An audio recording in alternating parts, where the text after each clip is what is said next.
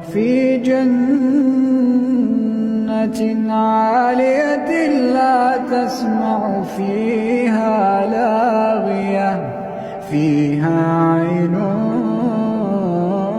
جارية فيها سرر مرفوعة وأكواب موضوعة ونمارق مصفوفة وزرابي مبثوثة أفلا ينظرون إلى الإبل كيف خلقت وإلى